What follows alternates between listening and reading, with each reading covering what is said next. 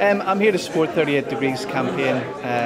I'm here to hand Nick Clegg some of these petitions and to be able to say that the NHS isn't for sale. I believe it should be a universal service, free to all, and I think that these changes are really putting that in danger. I'm very afraid that the NHS is going to unravel, and once it's unravelled, no one can put it back together again. Well, 30 or so of us just met up in a pub round the corner and talked through what we wanted to say to Nick Clegg, and we've now come down to this church hall where he's holding a meeting later tonight, and we're going to meet him in a few minutes, hand over a copy of our petition, and we've got a list of questions we want him to answer about his plans for the NHS.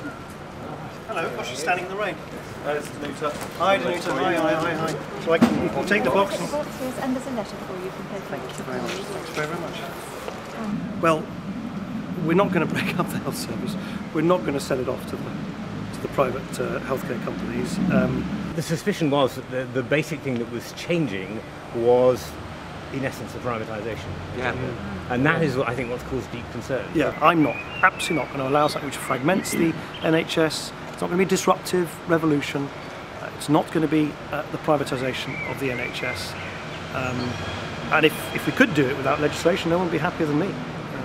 Because what you're talking about doesn't sound at all like the bill that Andrew Lansley put forward in the first place. It sounds completely different. I've been really, really clear. From my point of view, no bill is better than a bad bill. Thank you very much. And let's take the boxes.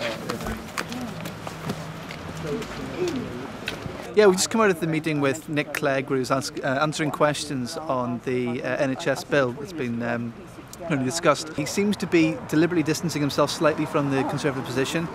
He's at one point said that he disagrees with Cameron and Lansley very explicitly. He very deliberately at one point skimmed over the fact that the government is removing its legal requirement to provide a comprehensive healthcare service, saying that he thought it might have been in there, or that it might have been weakly worded.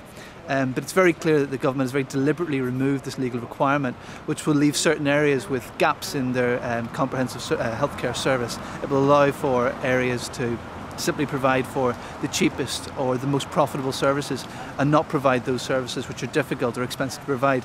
And he very, very deliberately skimmed over that. I think it's useful for him to see that actually right across Britain, right across different parts of the country, people are opposed to this bill.